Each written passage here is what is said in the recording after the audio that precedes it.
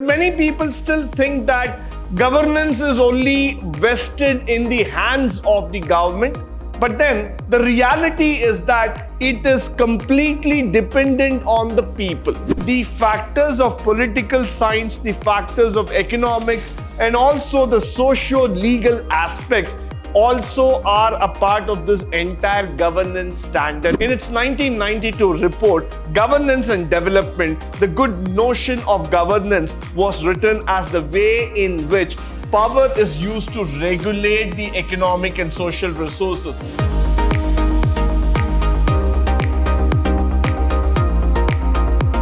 Good morning and welcome to the first session, Unit 1, 4th semester B.Ba, Good Governance in India, where we are going to speak about Introduction to Good Governance. Now, the concept of governance is a very new thing to India. Probably the reason here is that this is something where people always get confused between government and governance. But many people still think that governance is only vested in the hands of the government, but then the reality is that it is completely dependent on the people. The concept of governance is about getting the people involved in a socio-economic environment where everybody is aware of what is going around them. Governance is more intended in terms of bringing in a complete independence, a complete autonomy in functioning so that everybody can participate and bring in their best as far as possible. Now, according to United Nations, governance refers to activities of all political administrative authorities that govern the country. So when you go by the definition, definitely governance has got a greater atmosphere, a greater weightage in terms of the political and administrative factor. Meanwhile, as per the IMF, if we go through, this is also including the economic policy and the legal aspects also. So on both sides, when you start comparing the definition and you start understanding it, you will be able to see that the factors of political science, the factors of economics, and also the socio-legal aspects also are a part of this entire governance standard. So it's not going to be that easy. It's a combination, it's a mixture of multiple disciplines put together in order to understand the governance principle. In general, governance has the meaning, the decision-making process of determining which policies would be the best when we intend to apply them to the society. Overall, when you start deciding this, overall, when you start understanding the entire factor, we try to get into the nitty-gritties of it, where we try to make ourselves understanding that how can we go in depth to understand a policy? What are all the factors that one has to keep in mind in terms of making the system, making the society a better place to live in? So that's why I always say that governance is very important to the modern society. Now, the definition in the late 1990s, the World Bank came up with the first international institution to adopt the concept of good governance, leading to the arrangements for development of the general public. In its 1992 report, Governance and Development, the good notion of governance was written as the way in which power is used to regulate the economic and social resources. So governance after the 1990s started taking a new dimension where people wanted to understand it more from a regulator perspective rather than just a power perspective. People used to think that governance is something like a standalone power which is being vested with certain individuals who are in the central form of the government and they have the rights to exercise the power.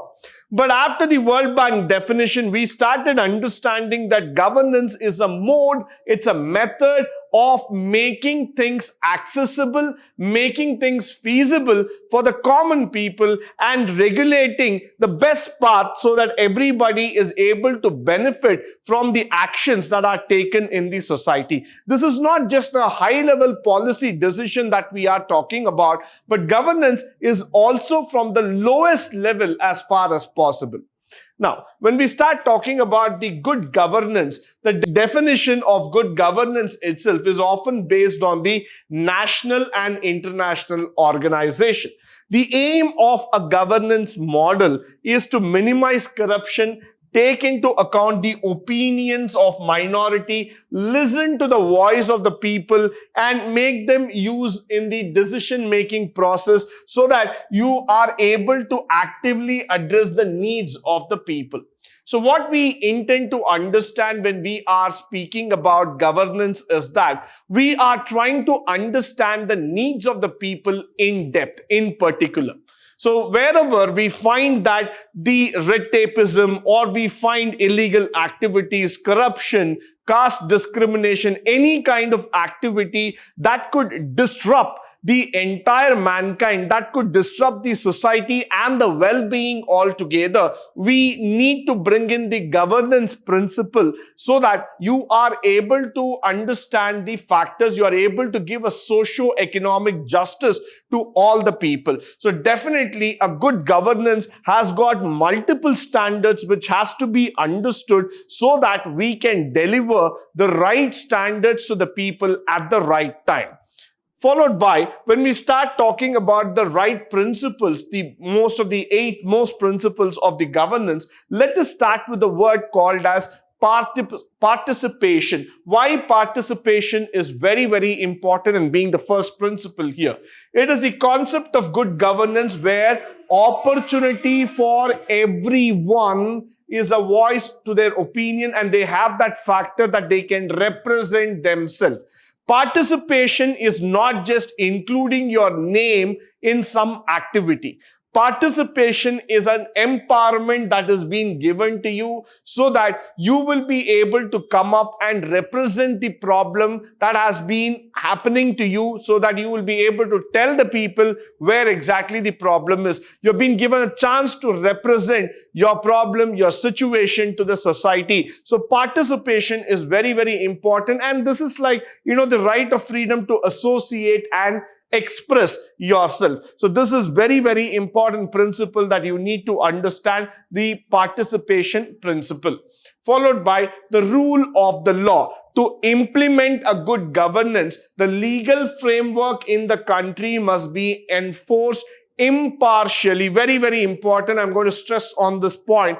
Whenever we talk about the laws, rules, and regulations in a country, we need to keep in our mind very, very clearly this factor that the rules, the legal system, the entire country needs to follow, and the law is above all. Nobody is, above the law. Law remains to be equal. Law remains to be the same for any person in this society. You cannot be above the law. You cannot have any kind of special allowances against the system. So whenever we are talking about a legal framework, the legal framework has to be in complete system. The legal framework has to be in complete tandem to that system. It has to be in such a way that it is common for everybody. Then only we can build a governance principle altogether. Followed by transparency, which means to say that every policy taken and implemented by the government must be carried out under the existing regulations, and in addition, there must be a guarantee that any information that's related to the policy can be accessed by everyone, especially those who are directly affected by the policy.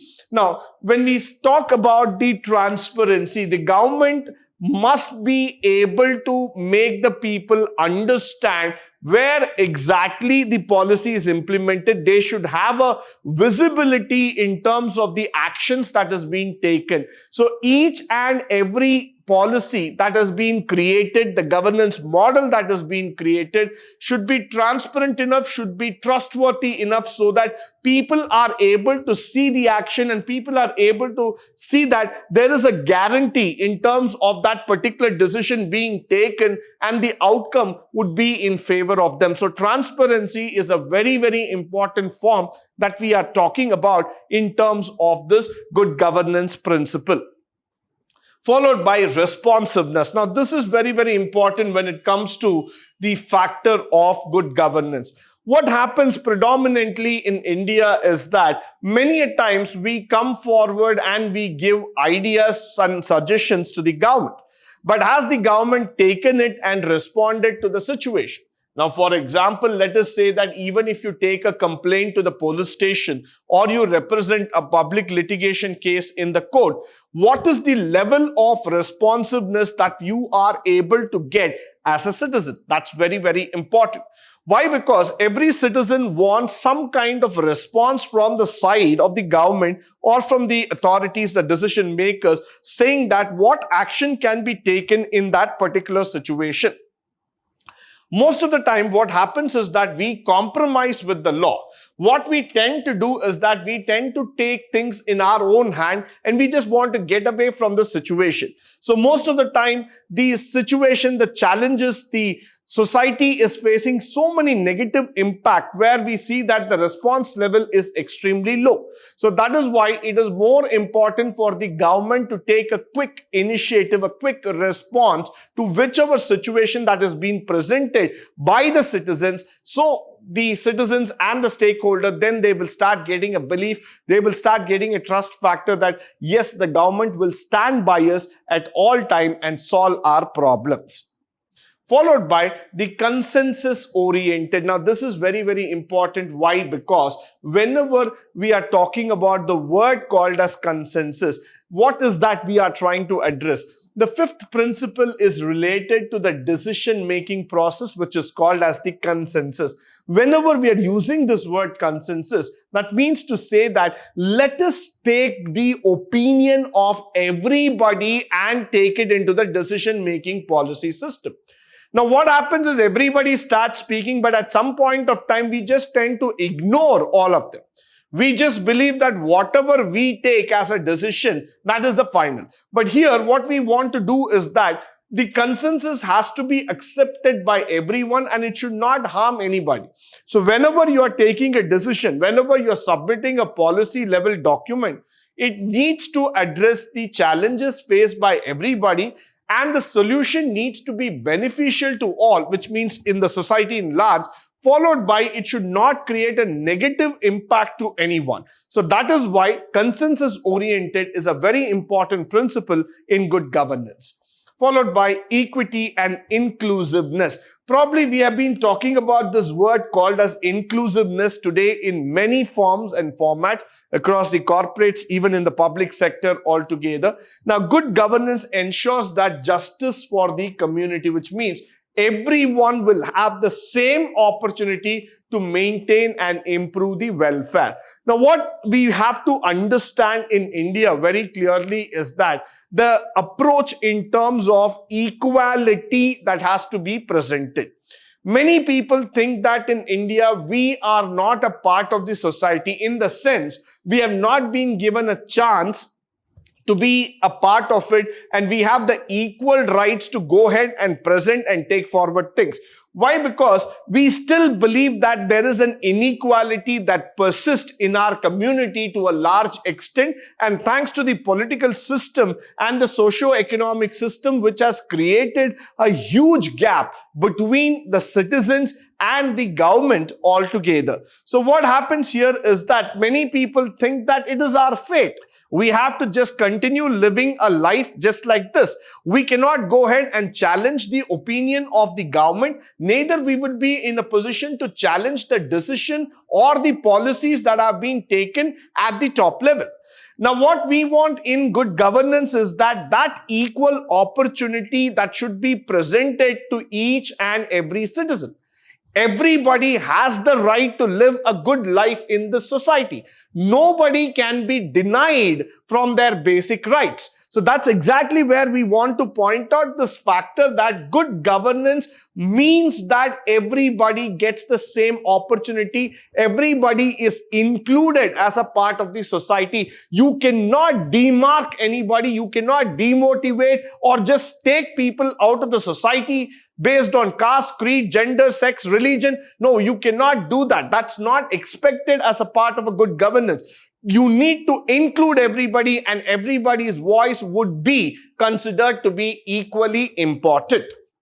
Followed by the effectiveness and the efficiency factor. Now, one side we are talking about the word called as effectiveness. The other side is efficiency. First, let's try to understand what is effectiveness. When we talk about the word effectiveness, that means to say that is it going to be beneficial? Is it going to create a result which is going to be by and large good for all? Is it effective enough? Is that a solution that can be considered to be the best? Effective in terms of output, effective in terms of decision, effective in terms of results. That's exactly where effectiveness comes, where I'm trying to see that the overall outcome of that decision has to spell success, has to spell some good omen to the people. I don't want to take a decision just because I'm being entrusted with the power of making decision. I'm not just making a decision-making authority scenario here where I will just create some decision and say that, yes, this would be good for all. No, effectiveness of a decision can be measured only when you are providing the right kind of input altogether. So that's where the effectiveness comes, and the efficiency is more governed as a process where you will be able to see that whether we are able to run through the process efficiently, whether we are able to get the result clearly and correctly every time. So whenever we are talking about efficiency, I'm talking about the process factor where it is able to go further smoothly every time without any kind of problems, without hitting a barricade. So efficiency is more about a skill where I'm going to talk about how you can make the process even more better, even more on the improvement path so that every time we are able to get a better outcome. Followed by the accountability, which is very, very important. All institutions involved in good governance have full responsibility of the public as well as improving the life, the quality of the people. So whenever we talk about full accountability, that means to say that every organization is equally responsible. They are equally accountable for their actions, for their reactions in the public. Now, many a time when we look into the Indian government, we see that there are many organizations which do not want to take any form of responsibilities for whatever that has happened. Now, whenever you read in a paper that a man or a woman dies because of a pothole in the road, or because there was an open drainage, or suddenly because a building collapsed or a bridge collapsed, people only want to get interested in the blame game, but nobody wants to take the responsibility of saying what exactly happened, who is exactly responsible for that, and what can be the solution in future to avoid this kind of a mishap. So that's exactly where accountability comes into picture. We need people to take charge, to take initiative of what is happening in the environment, in the system, and provide decisions so that they are effective enough and we don't repeat the mistakes in future. Now, followed by, when we come to this word called as collaboration, now that's very, very important. At the end, when I want to conclude this topic, I say that governance is a very, very ideal concept to achieve its goal. Yes, of course. Why? Because governance is an integrated process. Governance is a methodology through which many countries or many organizations can come forward and deliver their best. It is not something where you would see that governance is only dependent on government. Governance is a process where you would be able to see that we are able to bring in people from public, private, all walks of life and make the system even more transparent and efficient. But nevertheless, I would always say that the good governance topic is only on the paper. It's only something where people are interested in writing and talking about it, but to practically implement it, probably become a nation like Japan, it is very, very difficult. Why? Because it requires a lot of self-discipline. It requires a lot of motivation, and it requires guts in order to accept your mistake and move forward. So that's where I say that the concept of governance is more from a swift and responsible action that needs to be taken, and it has to be done without any form of bias. Moment we bring into the parameters like caste, creed, and other religion factors, the entire concept of governance will get collapsed. The main aim of a good governance, please understand, is that the clarity in terms of taking your action, a clear-cut method, a clear-cut approach, so that you are able to solve the problems of the citizen and provide them a better life altogether. With this, I come to the end of today's session. I hope and believe that all the facts and figures that have been discussed through this session would be of a great importance to you, both in the practical walk of life as well as from the exam standpoint. Now, in the upcoming sessions, we would be talking about the theories of good governance and the other factors with the elements and process of the good governance. Until then, stay tuned, stay blessed, and stay enlightened forever. Thank you once again for joining me today on this wonderful session.